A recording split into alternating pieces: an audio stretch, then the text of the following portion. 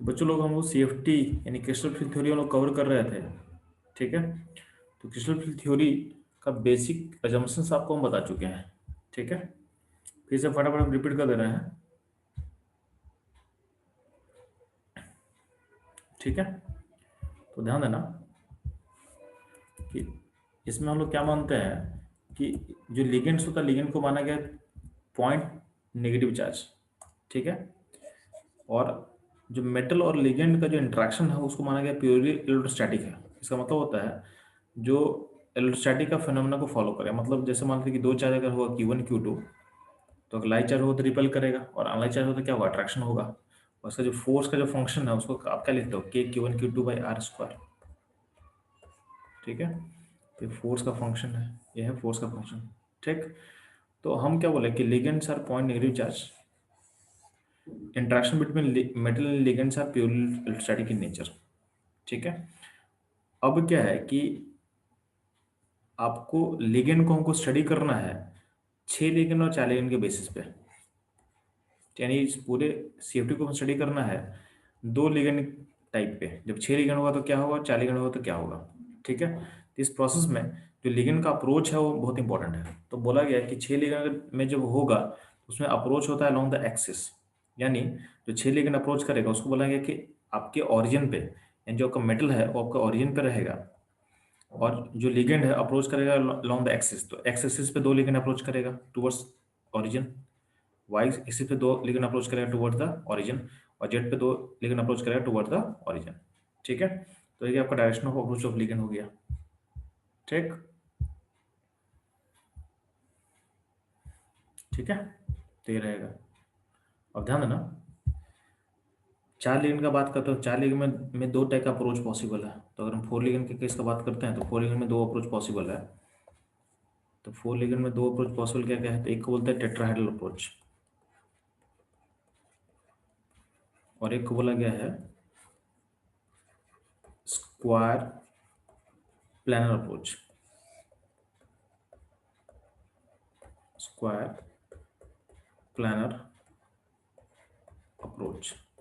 ठीक, तो tetra approach में मतलब क्या होता है आप समझाएंगे। स्क्वायर प्लानर अप्रोच का मतलब होता है कि आपका मेटल अगर ओरिजिन पे होगा, मतलब मेटल को आप ओरिजिन पे प्लेस कर दो, ये हो गया M, मतलब मेटल यहाँ पे लगा हुआ है, तो लिगेंड अप्रोच करेगा along the x and y. तो इसको हम एक्स और वाई बोल देते हैं। ठीक है, तो एक्स वाई एक्सिस के अलोंग 4 लिगेंड अप्रोच करेगा, इसको बोलते हैं हम लोग स्क्वायर प्लानर अप्रोच।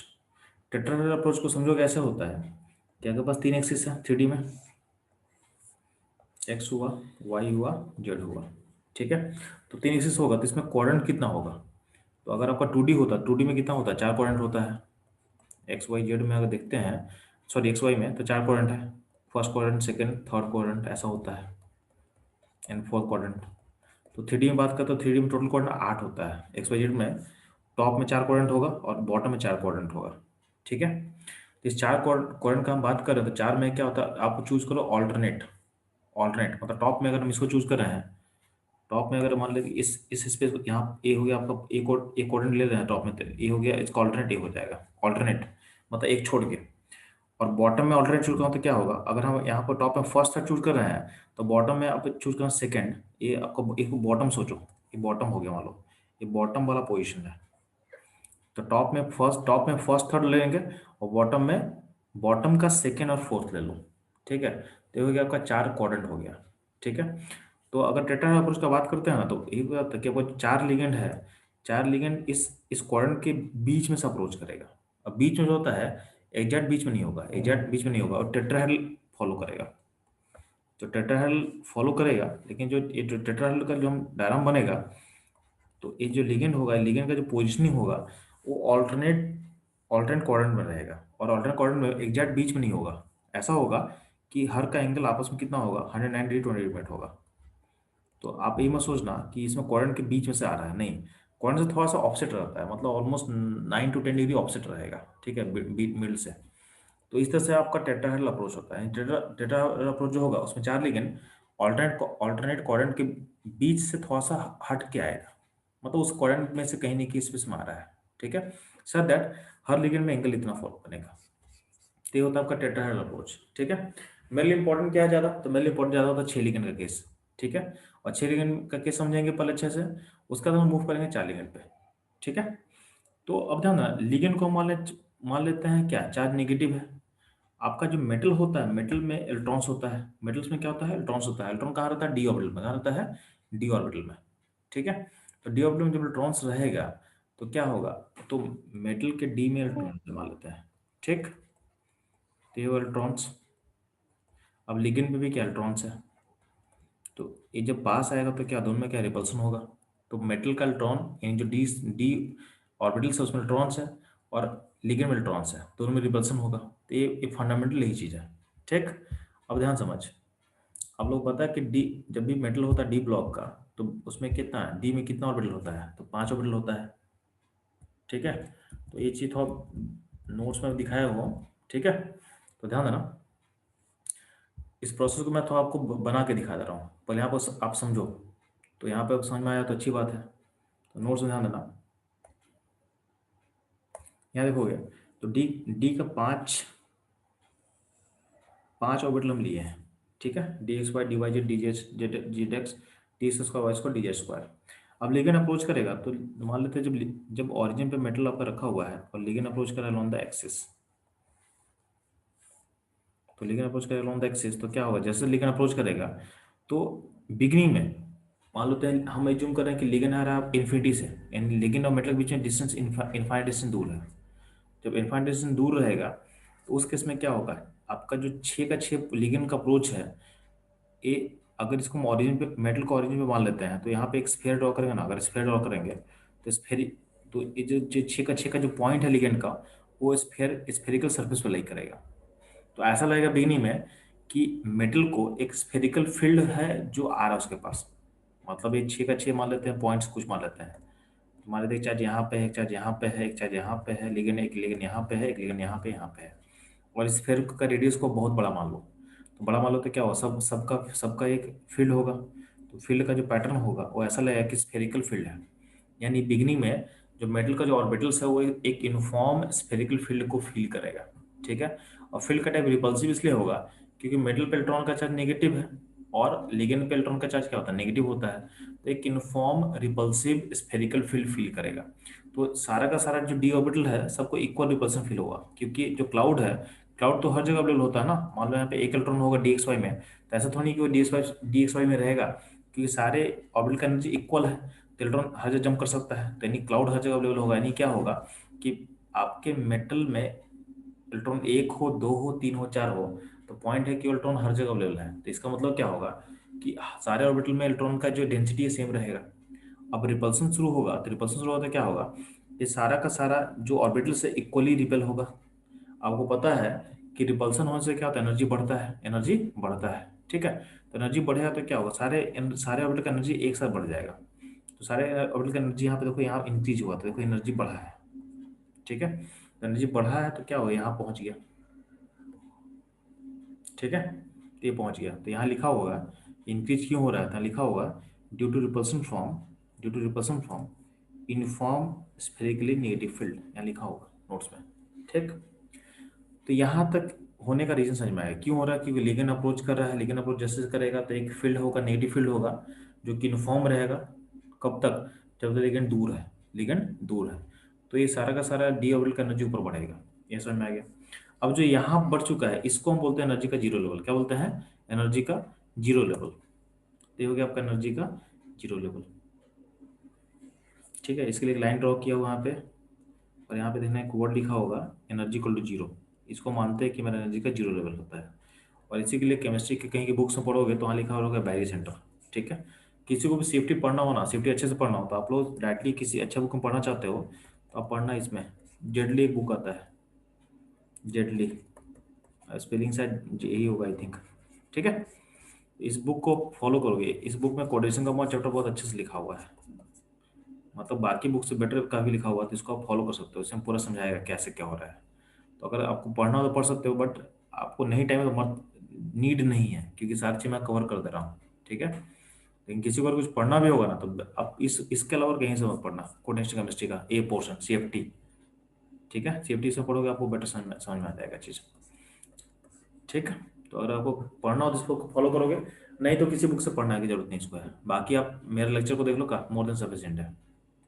ठीक। तो पॉइंट है कि ऑर्बिटर से ऊपर चला गया। अब ध्यान देना, तो इसको बोले हैं ये जो ऊपर गया, तो इसके ये हो गया आपका एनर्जी का जीरो लेवल। अब होता क्या है, इसको ऐसे समझ। अब कुछ जहाँ जो हम बात बोलेंगे वो मेरा फीलिंग्स है, ठीक है, वो मेरा खुद का जम्पशंस है, ताकि आपको आपको इंग्लिश चीज समझ में आए। ठीक है, ये बुक्स में कहीं मिलेगा नहीं आपको। तो हम आपको बोलना क्या चाह रहे हैं कि मान लेते हैं कि तुम्हारा लिगेंड अप्रोच कर रहा है। ठीक। तो लिगेंड अप्रोच कर रहा है एक्सिस। तो अगर मान लेते हैं कि आपका लिगेंड जब बहुत पास आ गया, जब बहुत पास आ गया, तो आपके पास D5 होता है। तो मान लेते हैं कि लिगेंड मान लेते हैं बहुत पास आ गया। अब जब पास लिगेंड आएगा तो लिगेंड आपको दिखना स्टार्ट करेगा। दिखना स्टार्ट करेगा तो जो लिगेंड का जो यूनिफॉर्म फील्ड जो आपको दिख रहा था वो खत्म हो जाएगा। पॉइंट है कि हम डेनी में क्या जूम किए थे कि सारा लिगेंड एक स्फेरिकल अप्रोच है, लेकिन अप्रोच स्फेरिकल थोड़ी है, अप्रोच तो हो रहा है ऑन द एक्सेस। तो जब दूर रहेगा मेरा, जब तक लिगेंड का डिस्टेंस काफी दूर रहेगा, तब तक मेरा बात वैलिड है कि हाँ जो अप्रोच है वो स्फेरिकल फील्ड है। लेकिन जैसे लिगेंड पास आ जाएगा तो जो एजम्पशन है वो फॉलो नहीं करेगा। जब एजम्पशन फॉलो नहीं करेगा, इसका मतलब क्या है, इसका मतलब है कि लिगेंड पास आ चुका है। इसका मतलब सारा डी, अब देखो कुछ डी होता है जो एक्सिस पे लाई करता है। ठीक है, जैसे हम बात कर रहे हैं D² Y² एक्सिस पे रहेगा, DZ² एक्सिस पे होता है। ठीक है, और बाकी एक्सिस के बीच में होता है, बाकी एक्सिस के बीच में होता है। तो जो लिगेंड एक्सिस पे लाई करेगा उसका क्लाउड में और लिगेंड क्लाउड में डायरेक्टली कॉलिजन होगा, डायरेक्ट पास पास आ रहा है। तो अब जो है जो जो ऑर्बिटल एक्सिस के बीच में होगा और जो हो एक्सिस पे होगा उसमें रिपल्सन ज़्यादा होगा। तो अगर बात करते हैं जो एक्सियल डी ऑर्बिटल है, तो रिपल्सन का जो ऑर्डर होगा, तो रिपल्सन जो होगा, आपका पास दो टाइप का डी ऑर्बिटल है। ये जो एक्सियल है, तो एक्सियल डी कौन कौन होता है जी? तो एक्सियल डी होता है के पास क्या होता है, D(x²) Y² होगा, इन D² होगा। और नॉन एक्सियल कौन होता है, बाकी जो एक्सिस के बीच में होगा, कौन कौन है, DXY, DYZ, DZX। तो एक्सियल डी ऑर्बिटल का रिपल्सन फोर्स ज़्यादा होगा देन ज़्यादा इसमें, नॉन एक्सियल डी ऑर्बिटल में। तो क्यों? क्योंकि यार एक्सियल का डी ऑर्बिटल का जो क्लाउड है वो लिगेंड के साथ डायरेक्टली इंटरेक्ट कर रहा है, और जो बीच में है उसके इंटरेक्शन, उसमें कुछ ना कुछ इंटरेक्शन ऑफसेट है। तो ज़्यादा इंटरेक्शन कहाँ हो रहा है, ज़्यादा इंटरेक्शन इसके साथ होगा। तो दोनों का चार्ज चूंकि लाइक है, डी में क्या होता है, क्लाउड नेगेटिव होता है, और जो लिगेंड अप्रोच कर रहा है लिगेंड पे चार्ज नेगेटिव है। तो इसमें क्या होगा, एक्सियल डी सेट पे रिपल्सन ज़्यादा होगा और नॉन एक्सियल पे रिपल्सन कम होगा। इसको इसको सिंप्लीफाई करने के लिए एक और चीज बोलेंगे, ध्यान देना। जैसे बात करते हैं एक्सियल पे, तो एक्सियल डी ऑर्बिटल का अगर हम बात करते हैं, तो मान लेते हैं कि एग्जांपल लेते हैं D(x²) Y²। तो D(x²) Y² का ऑर्बिटल कैसा रहेगा? ठीक है, तो ये हो गया D(x²) Y²। अब देख ले यहाँ पे, इसमें जो लिगेंड रहेगा,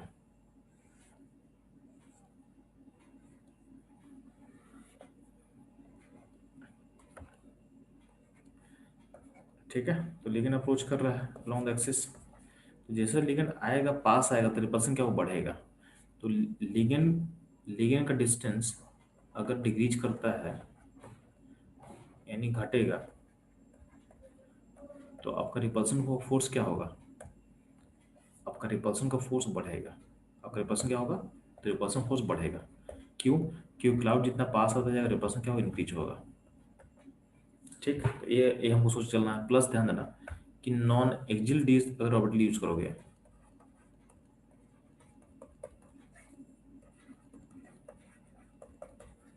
मैं एक मान लेते एग्जाम्पल लेना DXY का। तो DXY क्या होता है, तो एक्स और वाई के बीच में होता है, एक्स वाई एक्सिस में बीच में रहता है। ठीक है, तो थोड़ा सा इसको सिंप्लीफाई करने के लिए मैं इसका फिगर ऐसा बनाता है थोड़ा सा। मतलब बताना क्या चाह रहे हैं कि जैसे आप ऑरिजिन पे आओगे, डी का क्लाउड पतला होता जाता है, पतला मतलब ज़्यादा बाहर रहेगा, यहाँ पे कम रहेगा क्लाउड, ताकि आप इजीली समझ सको चीज़ों को। ठीक है, अगर जो हम एजम्पशन लेना चाहते हैं आपको समझा सके, फिर से देख ले ध्यान से।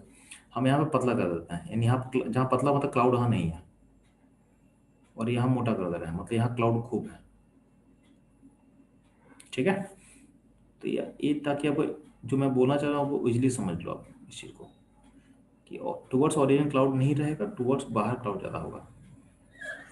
ठीक है, ताकि आपको इजीली हम समझा दें चीज़ों को। यहाँ भी ऐसा ही समझ रहे हैं, आप सोच रहे हैं कि इधर क्लाउड बहुत कम रहेगा और जैसे ओरिजिन से दूर जाओगे ये अचानक से इसका क्लाउड बढ़ जाएगा।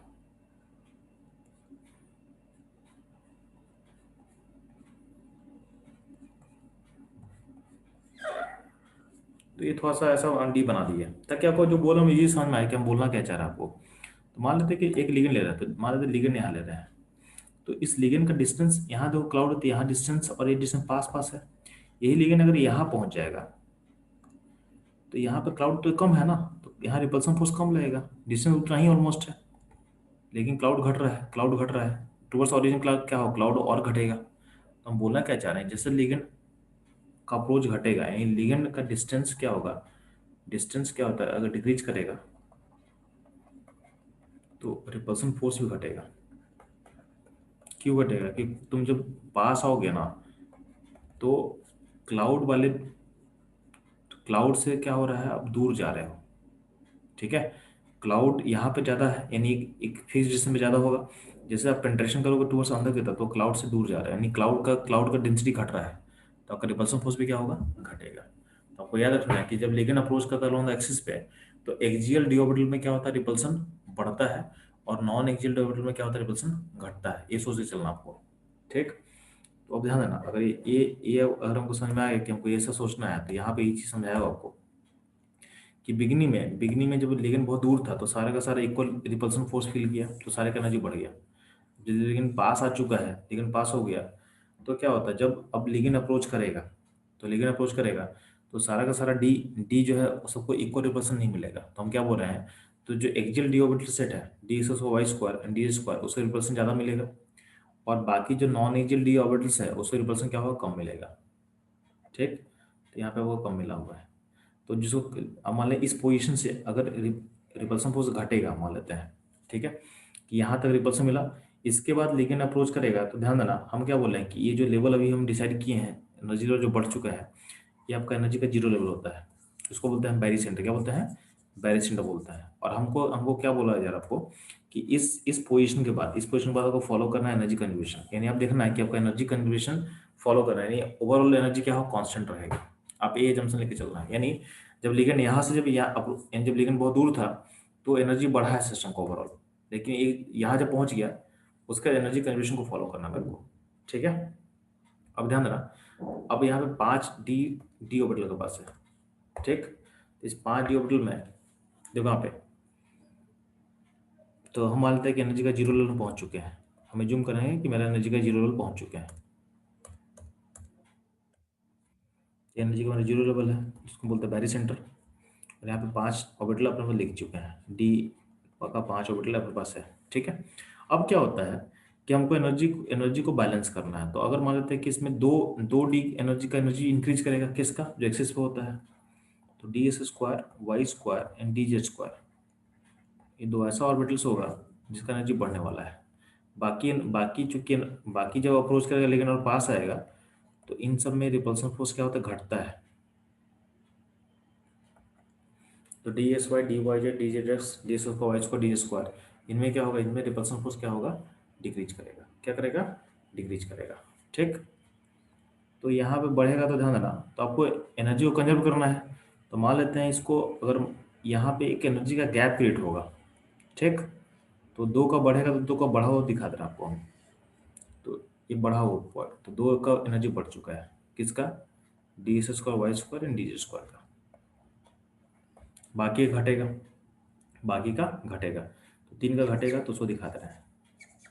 घट क्यों रहा है, कि जैसे लिगेंड अप्रोच करेगा टुवर्ड्स द ओरिजिन, तो अल्टीमेटली इन सब के क्लाउड से दूर जाएगा।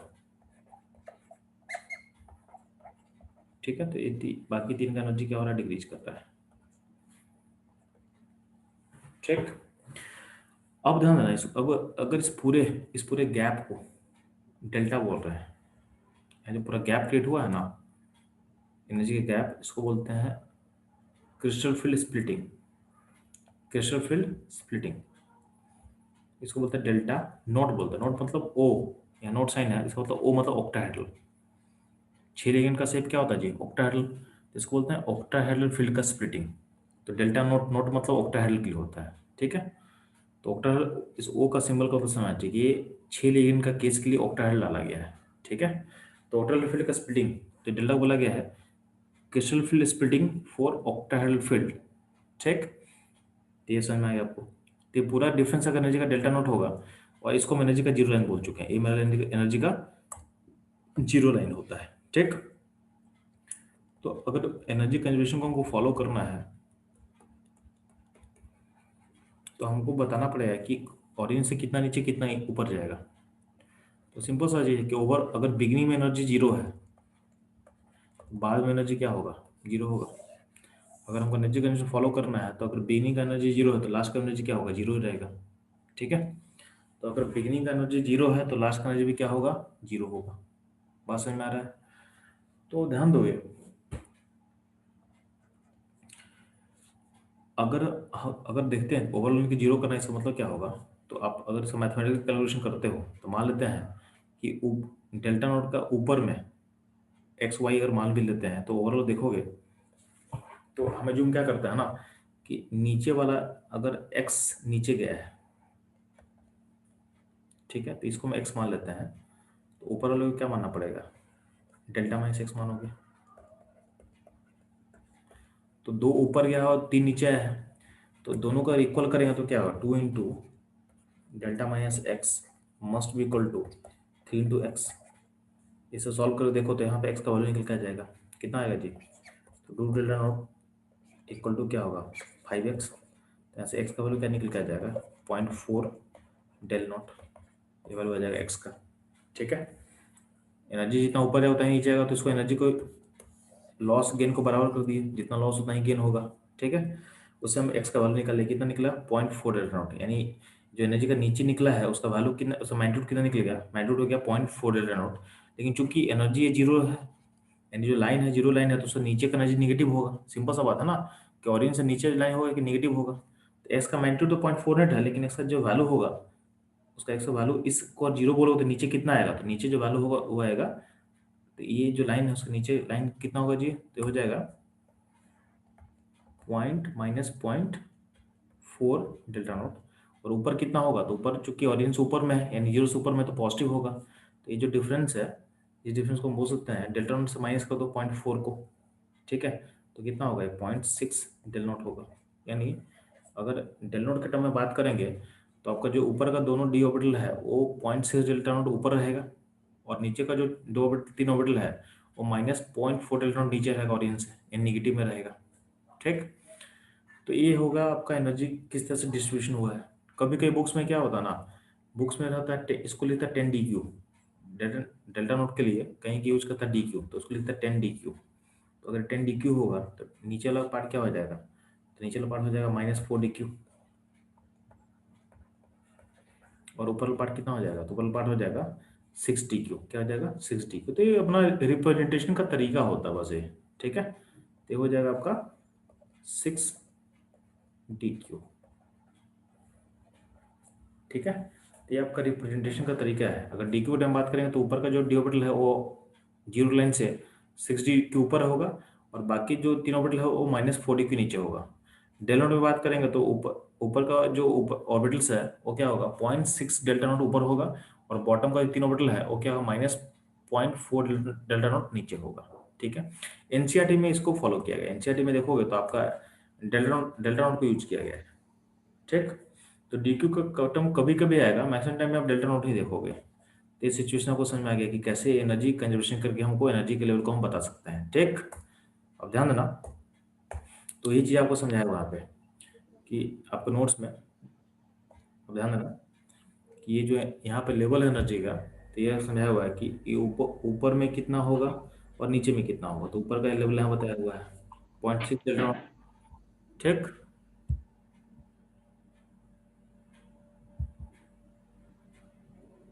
ठीक है, और नीचे का लेवल कितना हुआ आपको समझाया हुआ है, इतना क्लियर रहेगा। तो ये आपको समझ में आ गया है। अब ध्यान देना, अब इसको हमको आगे अगर समझना है तो हम क्या मानेंगे? जो इलेक्ट्रॉन का जो चार्ज होता है ना, उसको 1 यूनिट मानेंगे। फर्दर स्टडी करने के लिए हम क्या बोल रहे हैं कि आप चार्ज ऑफ इलेक्ट्रॉन को 1 यूनिट मानना, 1 यूनिट मानना, ठीक है। Charge of electron is 1 unit. इतना क्लियर है आप लोग को? अब ध्यान देना, हम इसको वन एक एक करके समझा रहे हैं, एक एक करके समझा रहे हैं कि अगर मान लेते हैं कि बिगिनिंग ऑफ द सिस्टम में सिर्फ एक ही इलेक्ट्रॉन होगा,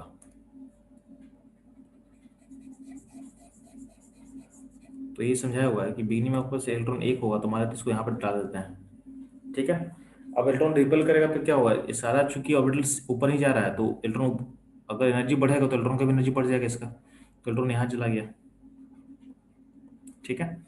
अब मान लेते हैं कि जब यहाँ पे स्प्लिटिंग हो रहा था, जब ऑर्बिटल का स्प्लिटिंग हो रहा है तो इलेक्ट्रॉन कहाँ जाना चाहेगा, तो जो नीचे एनर्जी वहाँ जाएगा, तो इलेक्ट्रॉन यहाँ से यहाँ चला जाएगा। यानी अगर मान लेते हैं डी में एक ही इलेक्ट्रॉन होगा, तो आपका इलेक्ट्रॉन यहाँ से यहाँ ऊपर गया, ऊपर से भी नीचे आ जाएगा, कोई दिक्कत नहीं है। सब आपको क्रिस्टल क्लियर है, इसमें कोई प्रॉब्लम हो है नहीं कि डी में एक इलेक्ट्रॉन होगा तो पहले एनर्जी बढ़ेगा फिर नीचे आ जाएगा, ठीक है।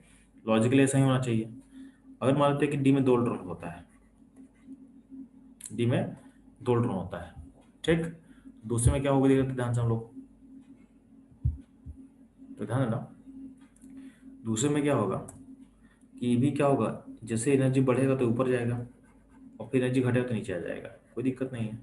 थर्ड में भी क्या होगा, थर्ड तक में कोई दिक्कत नहीं, ऊपर गया फिर नीचे आ गया। चौथे से प्रॉब्लम ना स्टार्ट होगा, चौथा में ध्यान देना, चौथा जो है वो डिसाइडिंग फैक्टर है। चौथा इलेक्ट्रॉन यहाँ है मान लेते हैं, चौथा यहाँ पे जंप करेगा, रिपल्सन होगा तो अब इसके पास ऑप्शन है, क्योंकि ए ऑर्बिटल रिपेल होकर ऊपर जा रहा है तो ए ऊपर जा सकता है, ये केस 1 है, ठीक है। कि जब रिपल्सन बढ़ेगा तो क्या होगा, चूंकि ऑर्बिटल ऊपर बढ़ा तो ये इसका इलेक्ट्रॉन ऊपर जाएगा। अब लेकिन उसको दिख रहा है कि नीचे में यहाँ पे, यानी इस पॉइंट के बाद आपका जो डी एनर्जी है, यानी जो पांचों ऑर्बिटल का एनर्जी इक्वल था वो खत्म हो रहा है। तो हम लोग क्या पढ़े हैं, हम लोग पढ़े हैं क्या, हुनसुल। हुनसुल किस लिए फॉलो होता है जी, हुनसुल फॉलो करने के लिए हम लोग क्या करते हैं, आपका जो ऑर्बिटल होता है, ऑर्बिटल होना चाहिए डीजेनरेट, यानी सेम एनर्जी का ऑर्बिटल होना चाहिए। हुनसुल फॉर डीजेनरेट ऑर्बिटल्स, मतलब जिसका एनर्जी सेम होता है उसके लिए हम लोग फॉलो करते हैं ना।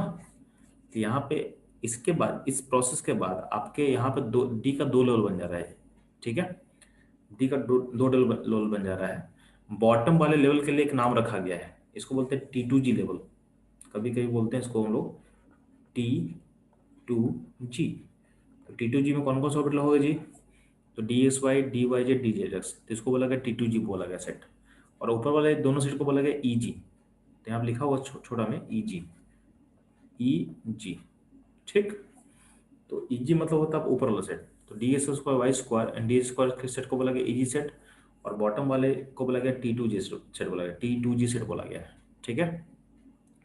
अब हम क्या बोल रहे हैं कि यहाँ पे आपका 2 लेवल बन चुका है, तो इसमें हुनसुल फॉलो नहीं करना है, मतलब आपको ये नहीं बताना है, तो हुनसुल फॉलो होगा सेम सेम लेवल में, तो T2G लेवल में हुनसुल फॉलो करेंगे हम लोग, और EG लेवल में हुनसुल फॉलो करेंगे, क्योंकि दोनों लेवल का एनर्जी अलग अलग है।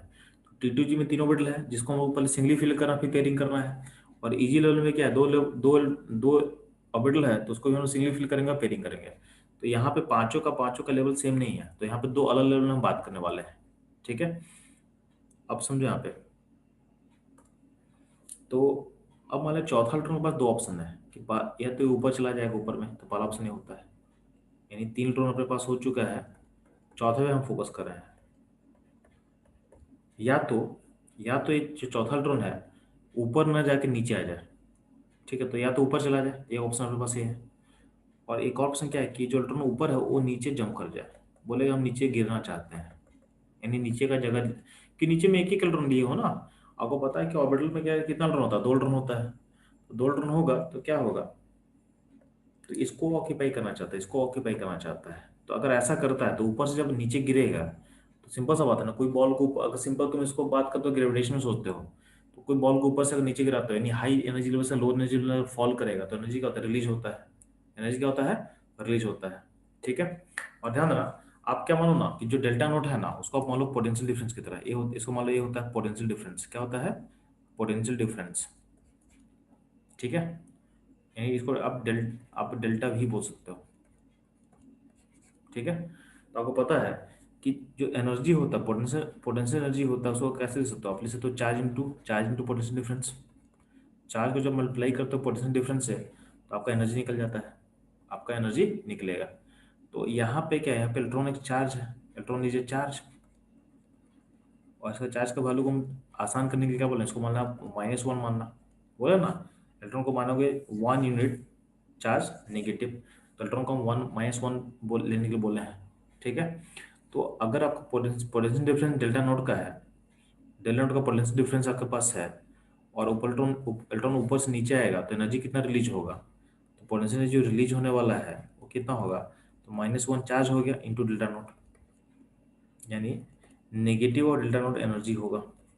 और नेगेटिव एनर्जी का मतलब क्या होता है, एनर्जी रिलीज होना, एनर्जी रिलीज होना, यानी जब इलेक्ट्रॉन ऊपर से नीचे जो जंप करेगा, नहीं इलेक्ट्रॉन अगर बोले कि नहीं हमको नीचे आना है, नीचे आना है, तो हमको एक एनर्जी का रिलीज होगा, कितना एनर्जी का रिलीज होगा, तो एनर्जी का रिलीज होगा डेल्टा नोट एनर्जी का रिलीज होगा, ठीक है। तो ये तो अच्छी बात है ना, कि अगर हम इलेक्ट्रॉन बोल रहा है कि हम ऊपर से अगर नीचे आते हैं तो एनर्जी का रिलीज होगा, तो उसके लिए फेवर करने वाला है।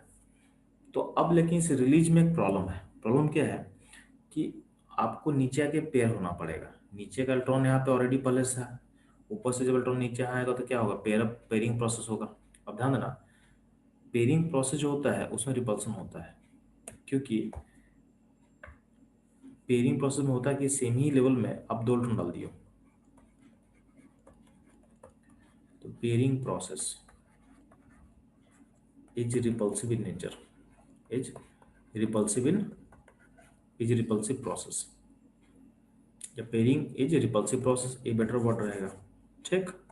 पेयरिंग इज रिपल्सिव प्रोसेस, क्यों, क्योंकि दोनों का चार्ज लाइक है, तो जब भी एक ही ऑर्बिटल में 2 इलेक्ट्रॉन तुम डालते हो, तो 2 इलेक्ट्रॉन डालोगे, ऑल्दो इसका स्पिन उल्टा होता है तभी कोई दिक्कत नहीं है, इसमें रिपल्सन होगा क्योंकि दोनों का चार्ज क्या है, नेगेटिव है, ठीक है। इस रिपल्सन से ओवरकम करने के लिए आपको एनर्जी देना पड़ेगा। तो रिपल्सिव प्रोसेस का मतलब क्या होता है, एनर्जी डिमांडिंग प्रोसेस है, क्या है, इसमें एनर्जी का डिमांड होगा, एनर्जी डिमांडिंग प्रोसेस है।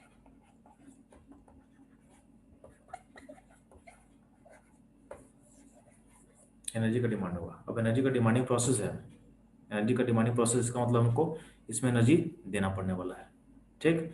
तो इसमें मान लेते हैं इस पेयरिंग प्रोसेस के लिए हमको एक एनर्जी देंगे, उसको हम बोलते हैं पेयरिंग एनर्जी, क्या होता है, पेयरिंग एनर्जी।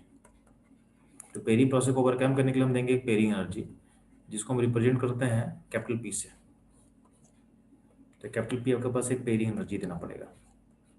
इसका मतलब है कि जब इलेक्ट्रॉन ऊपर से नीचे फॉल करता है, मान लेते हैं कि इलेक्ट्रॉन यहाँ से नीचे जंप कर रहा है, डिफरेंस कितने का, डेल्टा नॉट का डिफरेंस है यहाँ पे, तो इलेक्ट्रॉन मान लेते हैं कि यहाँ 3 इलेक्ट्रॉन ऑलरेडी था, जो चौथा इलेक्ट्रॉन है वो अगर यहाँ से नीचे जंप करेगा, इलेक्ट्रॉन अगर नीचे यहाँ से जंप करता मान लेते हैं, ठीक।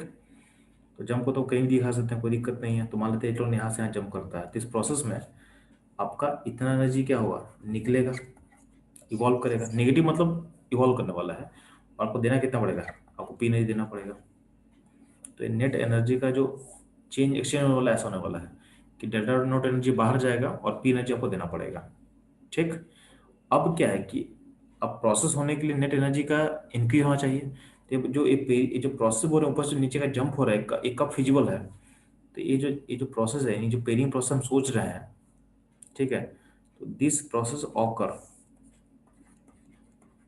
Occur when delta H is negative, यानी एनर्जी नेट रिलीज होना चाहिए, और एक कब होगा, तो ये डेल्टा एच बेसिकली क्या है, तो delta H basically minus delta not plus P है, और डेल्टा एच नेगेटिव कब होगा जी, जब आपका डेल्टा नॉट का जो मैग्नीट्यूड है, यानी डेल्टा वैल्यू है, और पी से बड़ा होगा, तभी हो पाएगा। यानी ये जो हम पेयरिंग प्रोसेस का बात कर रहे हैं, कहीं कब पॉसिबल है, जब आपका जो स्प्लिटिंग है का जो वैल्यू होता है पी से बड़ा होगा, तभी होगा, ठीक है। तो हम लोग कंडीशन डिस्कस कर लिए कि कब पेयरिंग होता है, ठीक है। इसका जो इसको इसको हम लोग फर्दर कंटिन्यू करेंगे नेक्स्ट क्लास में, ठीक, ठीक है बच्चों।